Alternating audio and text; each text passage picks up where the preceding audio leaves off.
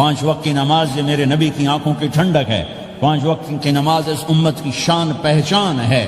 اور اللہ تعالیٰ نے پہلی امتوں پر اتنی بڑی مشقت ڈالی کہ ان کی نماز مسجد کے علاوہ کہیں نہیں ہوتی تھی، مسجد میں ہی ہوتی تھی۔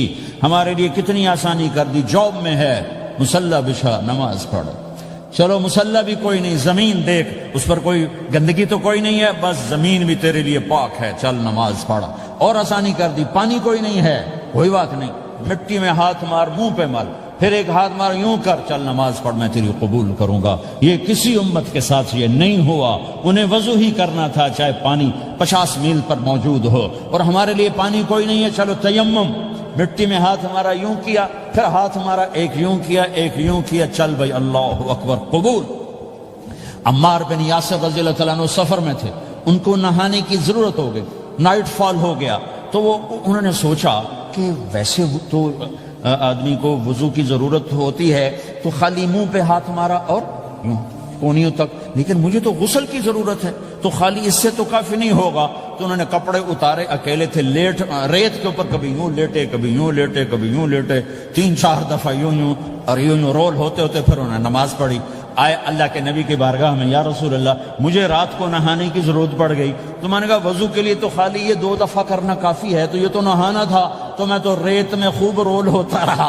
میرے نبی نے انما یکفیک ضربتان، ارے سیدھے بندے عمار، اس کے لیے بھی اتنا ہی کافی تھا کہ تو یوں کرتا اور یوں کرتا اور تو پاک ہو جاتا۔ اللہ نے اس نبی کے طفیل، اس محبوب مصطفیٰ صلی اللہ علیہ وسلم کے طفیل، اللہ نے کیا کیا سہولتیں اور آسانیاں ہمیں عطا فرمائی۔ پھر نماز 4 کی 2 رکعت کر دی، کہ تم مسافر ہو 2 پڑھو، روزے میں سفر میں روزہ معاف کر دیا، بعد میں رکھ لینا، بعد میں رکھ لینا، قضا کرنے کا حکم، بالکل چھوڑنے کا نہیں۔ اور کہا کہ بھائی مریض ہو چھوڑ دو، مسافر ہو چھوڑ دو، اور نماز 2 رکعت کر دو، سنتیں چھوڑ دو۔ ابن عمر رضی اللہ تعالیٰ عنہ بیٹھے تھے تو انہوں نے 2 رکعت پڑھ کے بیٹھ گئے، تو ان کے خادم نے کہا سنتیں نفل نہیں پڑھو گے؟ کہا اگر پڑھنا تو 4 فرض پڑھتا میں، میرے اللہ نے معافی دے دی تو میں کیوں پڑھوں؟ میرے نبی نے سفر میں سنتیں نہیں پڑھی کبھی، اپنی امت کو سہولت دینے، فجر کی سنتیں 2 پڑھتے تھے، اس کے علاوہ سنتیں نہیں پڑھی تاکہ میری امت کو سہولت ہو، آسانی ہو۔ ایک دفعہ بارش ہو رہی تھی اور کوئی جگہ نہیں تھی نماز پڑھنے کے لیے، تو آپ نے اپنی اونٹنی کو آگے کیا اور اس پر بیٹھ گئے، بیٹھے ہی تھے، پیچھے صحابہ نے اونٹنیوں پر ہی صفیں بنائیں، اور یہ نماز اونٹنی پہ بیٹھ کر ادا کی گئی بارش کے اندر۔ نماز اونٹنی کے اوپر نماز بھی ہو گئی، رکوع بھی ہو گیا، سجدہ بھی ہو گیا، سلام بھی ہو گیا۔ پہلی امتوں کے لیے نہیں تھا، سجدہ ہی کرنا پڑے گا۔ یہ اللہ کے محبوب مصطفیٰ صلی اللہ تعالی علیہ وسلم کی طفیل، میرے اللہ نے ہم پہ فضل و احسان کیا، تو میرے نبی کی زندگی میں عبادات میں نماز سب سے اعلیٰ نظر آتی ہے، سب سے نمایاں نظر آتی ہے۔ اور پھر بازار میں، گھر میں، دفتر میں، ماحول میں میرے نبی کے اخلاق، یہ زندگی کا دوسرا روشن پہلو ہے۔ میرے نبی کی ساری زندگی 2 لفظوں میں آتی ہے، عبادت اخلاق، عبادت اخلاق، یا 2 اور لفظ، حقوق اللہ، حقوق العباد، حقوق اللہ، حقوق العباد۔ حقوق اللہ میں نماز سب سے اعلیٰ، اور حقوق العباد میں لوگوں کی برداشت کرنا، لوگوں سے درگزر کرنا، معاف کرنا، جھوٹ سے بچنا، دھوکے سے بچنا۔ میرے نبی سے پوچھا گیا یا رسول اللہ مسلمان کنجوس ہو سکتا ہے؟ ہم نے کہا ہو سکتا ہے۔ یا رسول اللہ مسلمان کمزور ہو سکتا ہے، بزدل ہو سکتا ہے، ڈرپوک ہو سکتا ہے؟ آپ نے کہا ہو سکتا ہے۔ یا رسول اللہ مسلمان جھوٹ بول سکتا ہے؟ آپ نے کہا نہیں، جھوٹ نہیں بول سکتا، جھوٹ نہیں بول سکتا۔ ہاں، الا لعنت اللہ علی الکاذبین، جھوٹوں پہ اللہ کی لعنت۔ اس لعنت کے ساتھ 400 پاؤنڈ بچا لیے، 4000 بچا لیے، 4 ملین بچا لیے، 4 بلین بچا لیے، 4 ٹریلین بچا لیے، ساری دنیا کو بچا لیا، اور اوپر اللہ کی لعنت پڑی تو اللہ کی قسم گھاٹے کا سودا ہے۔ اور سچے ہو گئے، سچ بولا، یہ میں 100 پاؤنڈ کماتا ہوں، لے لو جو لینا ہے اس میں سے، یہ میں 1000 پاؤنڈ کماتا ہوں، لے لو جو لینا ہے، یہ میں 50,000 پاؤنڈ کماتا ہوں، لے لو جو لینا ہے۔ کہ مسلمان کی زبان سے جھوٹ نہیں نکلتا، سچ ہی بولتا ہے۔ آپ تشریف لے جا رہے ہیں، ایک آواز ہے یا رسول اللہ، آپ نے یوں دیکھا، کوئی نظر نہیں آیا، پھر آواز ہے یا رسول اللہ، تو آپ نے دیکھا کہ ہرنی ڈیر چھوٹی وہ کھڑی ہوئی، رسی میں بندھی، تو آپ نے کہا کیا ہوا؟ کہا جی آپ کا صحابی مجھے پکڑ کے لایا ہے، میرے چھوٹے چھوٹے بچے بھوک سے رو رہے ہوں گے، آپ مجھے چھوڑ دیں، میں بچوں کو دودھ پلا کے واپس آ جاتا، مجھے پتا ہے میرے اللہ کی تقدیر میرے بارے میں کیا ہے۔ تو آپ نے کہا اگر تو واپس نہ آئی تو پھر تو اس نے کہا مجھے اللہ جہنم میں ڈال دے. آپ نے اس کی رسی کھول دی, خود وہیں بیٹھ گئے. اس نے دوڑ لگائی اور پہاڑوں میں گم ہو گئی. تھوڑی دیر کے بعد وہ دوڑتی ہوئی آئی اور آ کے سر یا رسول اللہ میں حاضر ہو جاؤں. تو آپ نے اس کو باندھ کے وہیں آپ بیٹھ گئے نہیں. دیر کے بعد وہ صحابی آئے جنہوں نے اس کو شکار کیا تھا, پکڑا تھا. تو کہنے لگے, ان کا یا رسول اللہ آپ یہاں کیسے؟ کہ میں ایک درخواست لے کر آیا ہوں. کیا؟ کہ یہ ہرنی مجھے ہدیہ کر دو. کہ یا رسول اللہ سب کچھ آپ کا ہے, کہنے بس یہ ہدیہ کر دو. یا رسول اللہ حاضر. تو آپ نے اس کو لے کر رسی اس کی گردن سے نکالی کہ جا بچی اپنے بچوں کے پاس جا کے خوشی منا. سچ نجات دیتا ہے اور جھوٹ ہلاک کرتا ہے. ایک ہرنی جان کی بازی کھیل گئی سچ بولنے کے لیے. تم چند پونڈوں پہ جھوٹ بولتے ہو, ایمان کو برباد کر کے رکھ دیتے ہو. مسلمان جھوٹ نہیں بولتا, مسلمان دھوکہ نہیں دیتا, مسلمان کی زبان سے سخت بول نہیں نکلتا, کسی کو بے عزت نہیں کرتا, کسی کو کی بے اکرامی نہیں کرتا, کسی کا دل نہیں توڑتا, کسی کو ذلیل نہیں کرتا, خود سہتا ہے, اوروں کو خوشیاں دیتا ہے, خود دکھ سہتا ہے, اوروں کو راحت دیتا ہے, خود تکلیف سہتا ہے. یہ میرے نبی کے اخلاق ہیں, یہ میرے نبی کی زندگی ہے, اور یہ اسلام کا سب سے بڑا چیپٹر ہے اور سب سے مشکل چیپٹر ہے. جب میرے نبی نے لمبی نمازیں پڑھی تو اللہ نے روک دیا کہ میرے حبیب ما انزلنا علیک القرآن لتشقى, اتنی لمبی نماز نہ پڑھ کے تو تھک جائے. میرے نبی نے تبلیغ میں زور دکھایا تو اللہ نے روک دیا, فلتذهب نفسك علیہم حسرات. میرے نبی اتنا غم نہ کر کے آپ خود ہی آہیں بھرتے بھرتے آپ مر جائیں. میرے نبی نے مال سارا خرچ کیا, اللہ نے اس سے بھی روک دیا. ولا تبسطها كل البسط فتقعد ملوما محسورا. اتنا خرچ نہ کریں کہ آپ خود پھر دکھی ہو کے بیٹھ جائیں.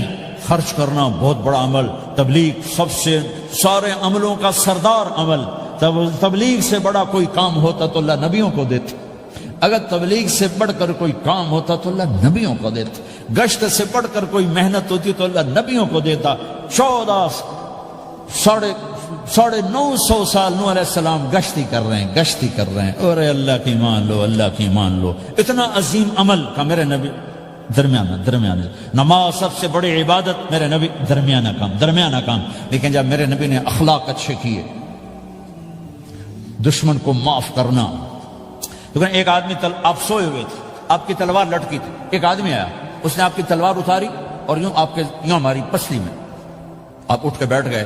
اب وہ قتل کے ارادے کے لیے آ چکا ہے اور تلوار یہاں ہے. کہتا من یمنعک منی, اب بول تمہیں کون بچائے گا؟ تو آپ نے مسکراتے ہوئے کہا اللہ. تو اس کے ہاتھ سے تلوار گر پڑی. تو آپ نے اٹھا لی, آپ نے یوں سیدھی کی, اب تو بچا, تجھے کون بچائے گا؟ وہ کہنے لگا مجھے تو ہی بچائے گا. وہ تو اللہ کو جانتا نہیں تھا. کہ بابا مجھے تو ہی بچائے گا.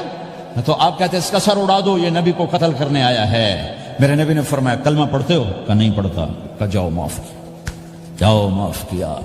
یہ میرے نبی کے اخلاق ہیں. 20 سال جنہوں نے قتل کے منصوبے بنائے, مکہ والے. جب آپ مکہ میں فاتحانہ داخل ہوئے, ابو سفیان سب سے زیادہ آپ کو دکھ پہنچانے والوں میں پیش. تو آپ نے ابو سفیان کو عزت دی. جو ابو سفیان کے گھر میں داخل ہوگا اس کو کچھ نہیں کہا جائے گا. آپ تو ابو سفیان کو بلا کے سولی پہ لٹکاتے, اور آپ کہہ رہے ہیں جو ابو سفیان کے گھر میں جائے گا اسے کچھ نہیں کہا جائے گا, جو بیت اللہ میں ہوگا اسے کچھ نہیں کہا جائے گا. سارا مکہ سامنے, آپ یوں بیت اللہ کا دروازے پر یوں دونوں ہاتھ ایسے ٹکا کے کھڑے تھے. پھر آپ نے کہا میں کیا کروں گا اب تمہارے ساتھ؟ تو سہیل بن عمر نے کہا آپ کریم ہیں, کریم کے بیٹے ہیں. تو آپ نے کہا جاؤ میں نے معاف کیا. یہ اخلاق آج مٹ چکے ہیں. مردوں سے, عورتوں سے, علم والوں سے, خانقاہ والوں سے, تبلیغ والوں سے, سب زیرو ہوئے پڑے ہیں. جب تک یہ اخلاق زندہ نہیں ہوتے اسلامی زندگی قائم نہیں ہو سکتی, اسلامی معاشرت قائم نہیں ہو سکتی. اور دین دو چیزوں سے آگے پھیلتا ہے, ایک دعوت اور ایک اخلاق. دعوت اور اخلاق. دعوت نہیں ہوگی تو اخلاق وہیں پڑے رہ جائیں. اخلاق نہیں ہوں گے تو دعوت کوئی قبول نہیں کرے. میرے نبی نے کتنے معجزے دکھائے مکے میں, نہیں کلمہ پڑھا. بدر میں ان کے 70 مارے گئے, فرشتوں کو دیکھا, جبریل کے گھوڑے کی آواز سنی, کلمہ نہیں پڑھا. خندق میں شکست ہوئی, کلمہ نہیں پڑھا. پانی نکلتے دیکھا, انگلیوں سے کلمہ نہیں پڑھا. ایک بکرے کا ایک بازو پکایا, ایک بازو بکرے کا, ایک اگلا جو بازو ہوتا, اور 40 آدمیوں نے کھانا کھایا اور ایک بوٹی کم نہیں ہوئی, کلمہ نہیں پڑھا. لیکن جب میرے نبی نے کہا جاؤ معاف کیا تو سارے ہی کلمہ پڑ گئے کہ واقعی یہ اخلاق نبی کے ہو سکتے۔ حنین کی جنگ میں جب بھاگے لوگ، شکست ہوئی، تو ایک صحابی کا بھاگتے ہوئے پاؤں ہمارے نبی کا پاؤں پر آیا، اور جوتا سخت تھا، تو آپ نے کہا اوجعتنی، اور آپ کے ہاتھ میں چھڑی تھی، آپ نے اس کو یوں ماری، اوجعتنی، ارے تو نے مجھے کتنا زیادہ درد پہنچایا، دکھ پہنچایا۔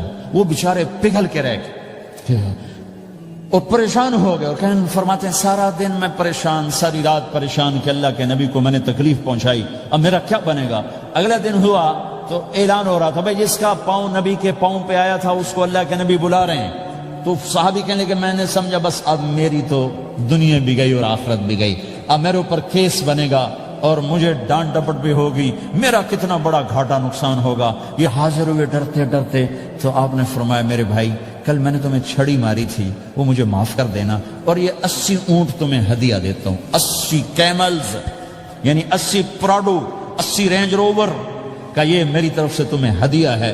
وہ حیران پریشان، یہ میرے نبی کے اخلاق ہے، یہ میرے نبی کے اخلاق ہے۔ کانٹے بچھانے والی نے 4 دن آنا چھوڑ دیا، بیمار ہو گئی تھی، تو ہم نے کیا بات ہے، وہ ہمارے راستے میں اب کانٹے کوئی نہیں ہے، کہا یہ وہ بیمار پڑی ہے جو کانٹے بچھاتے تھے۔ تو آپ اس کے گھر چلے گئے، ماں جی خیریت تو ہے، اب ٹھیک تو ہیں؟ کہا بیٹا مجھے کلمہ پڑھا دے، بس تیرے اخلاق نے مجھے فتح کر لیا ہے۔ میرے بھائیوں یہ چیپٹر بھول چکے ہیں، بھول چکے ہیں، بھول چکے ہیں۔ جب تک یہ چیپٹر زندہ نہیں ہوگا زندگی اسلامی نہیں بنے گی، معاشرہ اسلامی نہیں بنے گا، اور آگے قوموں کے لیے اسلام کا دروازہ نہیں کھلے گا۔ ہمیں معاف کرنا آتا ہو، ہمیں گالی دینے والے کو دعا دینا آتا ہو، غیبت کرنے والے کی تعریف آتی ہو، اور غیبت کرنے سے، غیبت سننے سے اپنے آپ کو ایسے بچاؤ جیسے زہر سے بچاتے ہو، جیسے آگ سے بچاتے ہو۔ ایک دوسرے کو نفرت کا بول نہ بولو ورنہ ساری زندگی تباہ و برباد ہو جائے گی۔ میرے رب کی قسم، میرے نبی نے کہا ایک زبان کا بول انسان بولتا ہے اور جہنم کی گہرائیوں میں گر جاتا ہے، اور ایک زبان کا بول انسان بولتا ہے اور جنت کے درجات پر چڑھ جاتا ہے۔ یہ زبان بہت طاقتور چیز ہے، میں ہر بیان میں اس کو دہرا رہا ہوں کہ جتنا یہ عمل ختم ہو چکا ہے اتنا کوئی عمل بھی نہیں ختم ہوا ہے۔ اور ایک صحابی ہیں ابو دجانہ۔ کون ابو دجانہ؟ السابقون الاولون من المہاجرین والانصار، اس میں پہلی صف کے صحابہ۔ کون ابو دجانہ؟ جب آپ حج پر گئے تو اپنی جگہ مدینے کا امیر ابو دجانہ کو بنایا۔ ابو دجانہ حج میں شریک نہیں ہوئے کہ آپ نے اپنی جگہ ان کو اپنا نائب بنا کے وہاں کھڑا فرمایا ابو دجانہ میری جگہ پر مدینے کا امیر ہے، یہ وہ ابو دجانہ ہیں۔ کون ابو دجانہ؟ جو جنگ بدر سے لے کر آخری حج تک ہر سفر میں شریک ہیں، ہر سفر میں شریک ہیں۔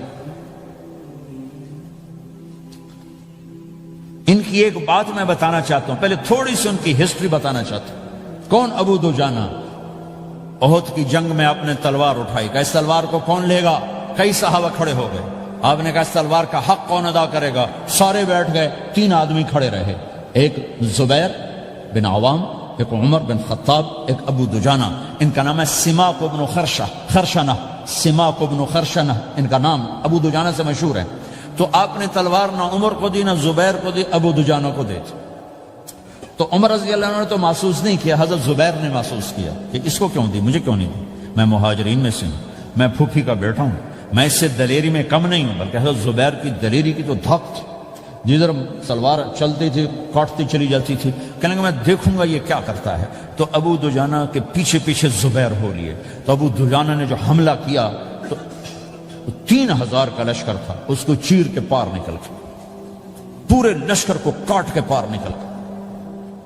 اور آگے عورتیں کھڑی تھیں جو مکے کے لشکر کو تیار کر رہی تھیں۔ نحن بنات طارقی نمشی علی النمارقی مشی القتل بوارقی المسک فی المخالقی المسک فی المفارقی والدر فی المخالقی ان تقبلوا نعانقی وتدبروا نفارقی فراق غیر وامقی۔ یہ گانا گا رہی تھی اور ان کو تیار کر رہی تھیں۔